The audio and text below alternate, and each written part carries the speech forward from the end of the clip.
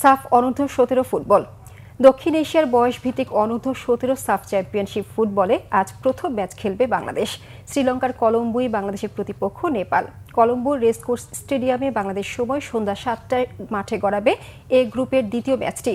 সাফের বয়সভিত্তিক এই টুর্নামেন্টে তৃতীয় শিরোপার স্বপ্ন নিয়ে কলম্বোয় গিয়েছে গোলাম রব্বানী ছোটনের বাংলাদেশ দল। 7 দলের টুর্নামেন্টে এ গ্রুপে বাংলাদেশ ও নেপালের সঙ্গে আছে স্বাগতিক শ্রীলঙ্কা।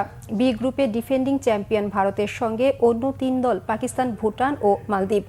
গত মঙ্গলবার আসরের উদ্বোধনী ম্যাচে শ্রীলঙ্কাকে 2-0 গোলে হারিয়ে শুভ সূচনা করেছে নেপাল। পরের দিন বি গ্রুপে ভারত পাকিস্তান দুই দলই উড়ন্ত সূচনা করে। ভারত 6-0 গোলে মালদ্বীপকে, পাকিস্তান 4-0-তে ভুটানকে বিধ্বস্ত করে। দুই গ্রুপে প্রতিটি দল একে অন্যকে একবার করে মোকাবেলা করার পর পয়েন্ট টেবিলের শীর্ষ 2টি করে দল খেলবে সেমিফাইনালে। 27 সেপ্টেম্বর কলম্বো রেসকোর্স স্টেডিয়ামে হবে ফাইনাল। আগের 9 আসরে ভারতের রেকর্ড 6 বার শিরোপা জয়ের তুলনায় বাংলাদেশে 2015 সালে অনূর্ধ্ব-16 আর 2018 সালে অনূর্ধ্ব-15 টুর্নামেন্ট জিততে সমর্থ হয়। পাকিস্তান একবারই চ্যাম্পিয়ন হয় 2011 সালে প্রথম আসরে অনূর্ধ্ব-16-তে।